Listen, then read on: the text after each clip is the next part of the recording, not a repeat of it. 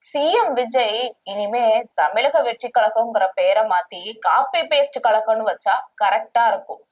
ஏன்னா ஏதோ அவங்க மட்டும்தான் டாஸ்மாகே ஒழிக்கிற மாதிரியும் டாஸ்மாக் கடைகளை மூடுற மாதிரியும் தலைவர் விஜய் முதல்வன் பட அர்ஜுன் ரேஜுக்கும் தாவேகா கட்சியினர் பயங்கரமா பில்டப் பண்ணி சோசியல் மீடியால ரீல்ஸ் போட்டுக்கிட்டு இருக்காங்க. உண்மையாமே விஜய் தான் தமிழ்நாட்டுல முதல் முறையா டாஸ்மாக் கடைய மூடுறாரா? தனக்காகவும் தன்னோட கட்சிக்காகவும் உயிரையே கொடுத்த தொண்டனுக்கு நன்றி சொல்லாத மதிக்காத விஜய் ஒரு நல்ல தலைவனா? சட்ட ஒழுங்கையெல்லாம் காப்பாத்துவேன்னு சொன்னாரே, இப்போ கேஸ்ல மாற்றது எல்லாமே அவங்க கட்சிக்காரவங்களாதான் இருக்காங்களே. இனிமேலாவது விஜய் சட்டம் ஒழுங்கா காப்பாத்துவாரா இல்லையா? இப்ப நான் கேட்ட எல்லா கேள்விகளுக்குமான விடைய இந்த வீடியோல பாத்திரலாம். Welcome to the Mathimugam report. நான் சிலம்பு செல்வி. டயா பூஸ்டர் சுகரை கண்ட்ரோல் பண்ணும், உங்க ஆரோக்கியத்தை மீட்டு தரும். சர்க்கரையை கட்டுப்படுத்துறதுக்கான எளிமையான வழிமுறை, இயற்கையான வழிமுறை. அனைத்து மருந்து கடைகளிலும் கிடைக்கும். ஏதோ தாவேகா தலைவர் விஜய் தான் தமிழ்நாட்டிலே முதலியா டாஸ்மாக் கடை எல்லாத்தையும் மூடுற மாதிரியும், இவர் வந்த அப்புறம் உடனடியா டக்குன்னு ஆக்ஷன் எடுக்கிற மாதிரியும், முதல்வன் பட அர்ஜுன் ரேஞ்சுக்கு அவரை பில்டப் பண்ணி அவரோட ரசிகர்கள் சாரி தொண்டர்கள் பயங்கரமா ரீல்ஸ் போட்டுக்கிட்டு இருக்காங்க. இது உண்மைதானா? கிடையவே கிடையாது. அதாவது சிஎம்மா இருக்கக்கூடிய இப்ப விஜய் புதிய அறிக்கை ஒண்ணு வெளியிட்டு இருக்காரு. அதன்படி பார்த்தா கோயில் பக்கத்துல, சர்ச்சு பக்கத்துல, ஸ்கூல் காலேஜஸ் பக்கத்துல, பஸ் ஸ்டாண்ட் பக்கத்துல இருக்கக்கூடிய 500 மீட்டருக்குள்ள இருக்கக்கூடிய சில்லறை மதுபான கடைகளை உடனடியா மூட உத்தரவிட்டிருக்காரு. அதன்படி பார்த்தா தாவேகா தான் முதலா தமிழ்நாட்டிலேயே டாஸ்மாக மூடுற மாதிரி பயங்கரமா பில்டப் போட்டுட்டு இருக்காங்க. குறிப்பா 717 கடைகளை மட்டும்தான் மூட சொல்லியிருக்காரு. கிட்டத்தட்ட 4000க்கும் மேற்பட்ட கடைகள் இருக்கு. அதுல வெறும் 717 மூட சொல்லியிருக்காரு. சரியா? இதுவே இவங்களுக்கு தெரியல. இது ஒரு பாயிண்டா? அடுத்து இவர் தான் முதல்ல டாஸ்மாக மூடுறதுக்கு உத்தரவிட்டு இருக்காரா? தமிழ்நாட்டுல கிடையாது. 2026ல திமுக அரசு 500 கடைகளுக்கும் மேற்பட்ட டாஸ்மாக் கடைகளை இதே மாதிரி கோயில் பக்கத்துல, பஸ் ஸ்டாண்ட் பக்கத்துல, ஸ்கூல் காலேஜ் பக்கத்துல இருக்கக்கூடிய எல்லா கடைகளையும் மூடுறதுக்காக உத்தரவிட்டு இருந்தாங்க. இது ஆல்ரெடி எல்லாருக்கும் தெரிஞ்ச விஷயம்தான். ஆனா இந்த தாவேகா தொண்டர்களை பொறுத்த வரைக்கும் விஜய் பதவியேற்றப்புறம் உலகமே புதுசா மாற மாதிரி ஒரு இமேஜினேஷன், அதாவது இந்த டெலுலுன்னு சொல்லுவாங்கல்ல, அதுக்குள்ள போய் உட்கார்ந்துகிட்டு இவர் வந்துதான் எல்லாத்தையும் மாற்றி அமைக்கிற மாதிரி பில்டப் விட்டுக்கிட்டு இருக்காங்க.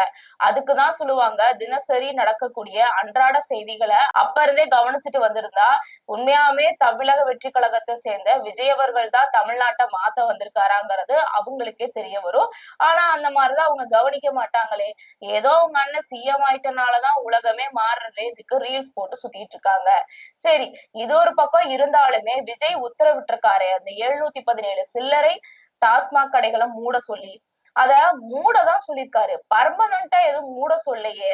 இதுல இருந்து நம்மளுக்கு என்ன கேள்விகள் எழுதுனா, அதாவது இப்பத்திக்கு அந்த கடைகளை மூடி வேற எங்கேயாவது, அதாவது இந்த 3 இடங்களை தவிர்த்து சர்ச்சு, ஸ்கூல் காலேஜஸ தவிர்த்து பஸ் ஸ்டாண்டை தாண்டி மற்ற இடங்கள்ல இதே கடைகளை திறக்கிறதுக்கு வாய்ப்பு இருக்கான்னு நம்மளுக்கு ஒரு கேள்வி எழுது.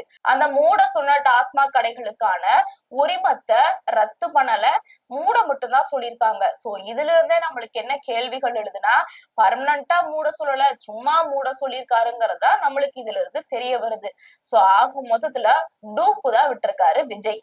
சரி, இது ஒரு பக்கம் இருந்தா இன்னொரு பக்கத்துல நான் சொன்னனே, உலகமே புதுசா மாறின மாதிரி பில்டப் போட்டுட்டு இருக்காங்கன்னு. அதே மாதிரி சேலத்துல ரோந்து பணியில போலீசார் ஈடுபட்டு இருந்திருக்காங்க. இது எதுக்காகனா, இந்த குறுகிய வழித்தடங்களையும் கூட்ட நெரிசல் நடக்காம இருக்க, குற்ற சம்பவங்கள் எதுவும் நடக்காம இருக்க ஈடுபடுவாங்க. இது வழக்கமான விஷயம்தான். அதாவது இந்த ஒரு புது ஐடியாவை கொண்டு வந்ததே திமுக அரசு தான்.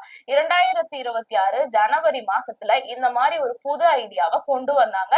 இத தமிழ்நாடு முழுக்க இம்ப்ளிமெண்ட் பண்ணாங்க. குறிப்பா இப்ப சேலத்துல அது இன்னுமே ஃபாலோ பண்ணிட்டு தான் இருக்காங்க. ஆனா இத பத்தில எதுவுமே தெரியாம சந்தைகள்லயும் குறுகிய சந்திலையும் ரோந்து பணியில ஈடுபட்டு இருக்கக்கூடிய போலீஸ்காரவங்களை பார்த்து, பாத்தீங்களா எங்க ஆட்சி வந்த பிறந்தான் புது மாற்றமே பிறந்திருக்கு, எங்க அண்ணா ஆட்சின்னு சொல்லி ஃபயர் விட்டு சுத்திட்டு இருக்காங்க. சோ இதுல இருந்தே தெரியுது, அரசியல்னா என்னன்னே தெரியாம, செய்தினா என்னன்னே தெரியாம திடுதுப்புன்னு அரசியலுக்குள்ள வந்து எல்லாத்தையும் புதுசா பாக்குற அந்த குழந்தைங்க இருக்கும்ல, எல்லாத்தையுமே எக்ஸைட்மெண்டா பாக்கும்ல, அந்த மாதிரி ஒரு மனநிலையில தான் இப்போ தாவேகா தொண்டர்கள் விஜய் அவர்கள் பண்ணக்கூடியதும் இல்ல ஆல்ரெடி பண்ண கவர்மெண்ட்டையே திருப்பி அவர் காப்பி பேஸ்ட் பண்றதையும் புதுசா பார்த்து வியந்து ஃபயர் விட்டுட்டு இருக்காங்க.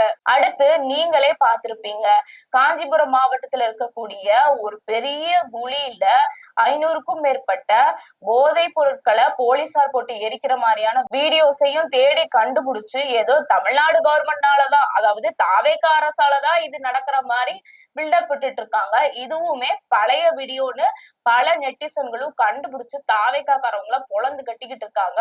சோ ஆக மொத்தத்துல திமுக பண்ண அதே விஷயத்த தாவேகா விஜய் காப்பி பேஸ்ட் பண்றாரு. ஆனா அதை எந்த இடத்துலயுமே மென்ஷன் பண்ணாம நான் தான் முதல்ல பண்றேன், நான் தான் முதல்ல பண்றேங்கிற மாதிரி பொய் சொல்றாரு. அதையும் நம்பி அவரோட தொண்டர்கள் எந்த கிராஸ் வெரிஃபிகேஷனும் பண்ணாம ஃபயர் விட்டு ரீல்ஸ் கிரியேட் பண்ணிட்டு இருக்காங்க. தாவேகா தொண்டர்களை பொறுத்த வரைக்கும் பொய் சொல்றதுங்கிறது அவங்களுக்கு ஒன்றும் புது விஷயம் இல்லையே. இது ஒரு பக்கத்துல இருக்க தன்னோட கட்சிக்காகவும் தனக்காகவும் உயிரை விட்ட ஒரு தொண்டனை விஜய் எட்டி கூட பாக்கலங்க. இது எவ்வளவு ஒரு மோசமான விஷயம் இல்ல. திருநெல்வேலி மாவட்டத்துல இருக்கக்கூடிய செட்டிகுளம் பகுதிக்கு அருகில் இருக்கக்கூடிய புதுமனைங்கிற கிராமத்தை சேர்ந்த தாவேகா கிளை செயலாளர் ஒருத்தர் என்ன பண்ணிருக்காரு, விஜய் அவர்கள் எப்படியாவது எலெக்ஷன்ல நிக்கணும்னு சொல்லிட்டு கிட்டத்தட்ட 60 அடி நீளமுள்ள வேலை உடல்ல ஏந்திட்டு வளம் வந்தாரு. இது அப்பவே பெரிய பேசுபொருளாச்சு. இப்படி பண்ணவரு இப்போ என்ன நடந்திருக்குன்னா, தாவேகா தலைவர் விஜய் எலெக்ஷன்ல ஜெயிச்சாரு, ஆனா பெரும்பான்மை கிடைக்கலைங்கிறனால ஒரு இழுபறி போயிட்டு இருந்துச்சு அவர் சிஎம்ஆ பதவி ஏற்கிறதுக்கு. இது எல்லாருக்குமே தெரிஞ்ச விஷயம்தான். இந்த நிலையில என் தலைவனை சிஎம் ஆக்க விட மாட்டாங்கன்னு சொல்லி அந்த புதுமனை கிராமத்தை சேர்ந்த தாவேகா கிளை செயலாளர் உடம்புல மண்ணெண்ணெய் ஊத்திட்டு விபரீதமான முடிவு எடுத்திருக்காரு. எடுத்தவரை மருத்துவமனையில சேர்த்தாங்க. ஆனா அவரு பரிதாபமா இப்போ உயிரிழந்துட்டாரு. இவ்வளோ ஒரு சோகமான விஷயம் வெளியே தெரிஞ்சுமே தாவேகா சார்பில் இருந்தோ தாவேகா கட்சி சார்பா இருக்கக்கூடிய விஜய் அவர்களும் எந்த ஒரு இரங்கல் செய்தியையும் அவருக்காக வெளியிடவே இல்லை. இது ரொம்பவுமே சோகமான விஷயம். ஏன் அப்படின்னா தனக்காகவும் தன்னோட கட்சிக்காகவும் உயிரை விட்டுருக்காரு. இவரை கண்டிப்பா விஜய் மதிச்சுதான ஆகணும். ஆனா மதிக்காம அவரு சிஎம் ஆயிட்டாரா, அவ்வளவுதான். அடுத்தடுத்து நம்ம என்ன பண்ணுவோம், பஞ்ச் டைலாக் பேசுவோம், சட்டமன்றத்துல ஏறி குட்டி ஸ்டோரி சொல்லுவோம்னு அவரு வேலையை நோக்கி போயிட்டாரு. சோ இதன் மூலியமா இப்ப தொண்டர்கள் தான் பாதிக்கப்பட்டிருக்காங்க. குறிப்பா இந்த புதுமனை கிராமத்தை சேர்ந்த தாவேகா கிளை செயலாளரோட இறப்பு அங்க இருக்கக்கூடிய தாவேகா மண்டர்கள் மத்தியில பெரிய அதிருப்தியை ஏற்படுத்தியிருக்கு. மறந்த அவரோட குடும்பத்தினரை போய் விஜய் சந்திப்பாரா இல்லையாங்கிறது ஒரு பெரிய கேள்விக்குறியா இருக்கு. அடுத்து பாத்துக்கிட்டீங்கன்னா, நான் வந்துட்டேன்னா அப்படியே தெரிப்பட விஜய் மாதிரி இருக்கிற எல்லா குற்றங்களையும் அப்படியே சும்மா லத்தியால தட்டுன்னு தட்டி தூக்கிடுவேன்னு சொன்னவரு கடைசியில பார்த்தா சிஎம் பதவி கிடைச்சப்பறம் ஜம்முன்னு போய் உட்காந்துட்டாரு. கிட்டத்தட்ட அவரு பதவி ஏத்த நாள்ல இருந்து இப்ப வரைக்கும் எக்கச்சக்கமான குற்ற சம்பவங்கள் நடந்துட்டு இருக்கு. அதுல இப்ப பாத்துக்கிட்டீங்கன்னா, தூத்துக்குடியில இருக்கக்கூடிய ஸ்டெம் பார்க் கல்லறையில 30 வயது மதிக்கத்தக்க ஒரு இளைஞனோட உடல் சடலமா கண்டெடுக்கப்பட்டிருக்கு. அவரு இறந்து கிடந்ததுக்கு பக்கத்திலேயே மது பாட்டில்களும் கடந்திருக்கு. சோ விஜய் வந்தா சட்டம் ஒழுங்கு குறையும்னு அவரை நம்பி நிறைய பேர் ஓட்டும் போட்டாங்க. அதை நாமளும் பார்த்தோம். ஆனா அவர் பதவி ஏத்தப்பயே என்ன சொன்னாருன்னா, நான் பெரிய விஷயம் எல்லாம் பண்ண மாட்டேங்க, இந்த அடிப்படை தேவையா இருக்கக்கூடிய விஷயங்களை பூர்த்தி பண்ணி சட்டம் ஒழுங்கையும் பெண்கள் பாதுகாப்பையும் நான் நிப்பாட்டுவேன்னு சொன்னவரு இப்போ இதெல்லாம் கண்டுக்கிறாரா இல்லையான்னு தெரியல. சரி, அவராது கண்டுக்கலன்னா ஒரு பக்கம் இருக்கட்டும், அவரோட கட்சியை சேர்ந்த நிர்வாகிகளா இருக்கக்கூடிய அமைச்சர்களாவது பார்த்தது சரி பண்ணாங்களா? அதுவும் இல்ல. அவங்களுக்கு அமைச்சர் பதவி கிடைச்சிச்சா, அவ்வளவுதான், போயிட்டு உட்கார்ந்தாச்சு, சட்டசபையில போய் குட்டி ஸ்டோரி எல்லாம் சொல்ல ஆரம்பிச்சாச்சு. இது ஒரு பக்கத்துல இருக்க, இன்னொரு பக்கம் தாவேகா தொண்டர்கள் உட்பட 40 பேர்கிட்ட 15 கோடிக்கும் மேற்பட்ட பணங்கள் மோசடி பண்ணி ஜெயிலுக்குள்ள உட்கார்ந்திருக்காரு முன்னாள் தாவேகா நிர்வாகி. அதாவது நாங்க ரொம்ப தூய்மையானவங்க, அதனால நாங்க நல்லவங்களா இருக்கிறதுனாலதான் விஜய்க்கு ஓட்டு போறோம், மத்த கட்சிக்காரவங்க மாதிரி கிடையாதுன்னு அவங்க என்னதான் சொன்னாலுமே முன்னாள் தாவேகா நிர்வாகியா இருந்தவர் இப்ப ஜெயிலுக்குள்ள உட்கார்ந்திருக்காரு. அதாவது எப்பயுமே தன்னை புனிதரா கட்டமைச்சுக்கிட்டு இருக்க தாவேகா தொண்டர்கள் இப்போ கொஞ்சம் கொஞ்சமா எக்ஸ்போஸ் ஆக ஆரம்பிச்சிருக்காங்க. அடுத்து இன்னொரு பக்கம் திமுக கட்சிக்காரவங்களோட வீட்டுக்குள்ள கள்ள வெட்டி எரிஞ்சு கலவரம் பண்ண கும்பல இப்போ போலீசார் வலை வீசி தேடி வந்துகிட்டு இருக்காங்க. இதெல்லாம் தாவேகா விஜய் பாக்குறாரா இல்லையாரானே தெரியல. ஏன் அப்படின்னா சட்டம் ஒழுங்கா கண்டிப்பா நான் ஸ்ட்ரிக்டா வச்சிருப்பேன்னு சொன்னவரு இப்போ 30 வயது இளைஞன் கழுத்தறுக்கப்பட்ட நிலையில சடலமா கிடைச்சிருக்காரு. 15 கோடி ரூபாய் மோசடி பண்ணிருக்காங்க தாவேகா முன்னாள் நிர்வாகி. அதே சமயம் தன்னோட கட்சிக்காக தனக்காகவும் உயிரை விட்டவங்களை தாவேகா விஜய் கண்டுக்கவே இல்லை. இதெல்லாம் ஒரு பக்கம் இருந்துச்சுன்னா இன்னொரு பக்கம் என்ன நடந்துட்டு இருக்குன்னா ராஜஸ்தான்ல நீட் வினாத்தாள் கசிவு ஏற்பட்டிருக்கனால இப்ப நீட் தேர்வு எழுதியிருக்காங்கல்ல அந்த தேர்வையே இப்ப ரத்து பண்ணிருக்காங்க. அதாவது ராஜஸ்தான்ல ஏற்பட்ட வினாத்தாள் கசிவு மோசடி காரணமா நாடு முழுக்க நீட் தேர்வு ரத்து செய்யப்பட்டிருக்கு. இதுல ஆல்ரெடி எக்ஸாம் எழுதினவங்க பயங்கரமான மன உளைச்சலுக்கு உள்ளாக்கப்பட்டிருக்காங்க. ஏன் அப்படின்னா நீட் தேர்வுனால மாணவர்கள் உயிரிழக்கிறாங்க, அதனால நீட் தேர்வை ரத்து பண்ணுங்கன்னு கடந்த கவர்மெண்ட் மு.க. ஸ்டாலின் பயங்கரமா மத்திய அரசோட சண்டை போட்டுட்டு இருந்தாங்க.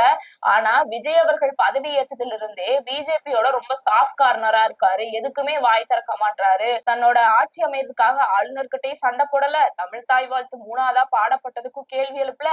இப்ப பார்த்தா நீட் தேர்வு எழுதுனத ரத்து பண்ணிருக்காங்க, இதுக்குமே குரல் கொடுக்காம இருக்காரு.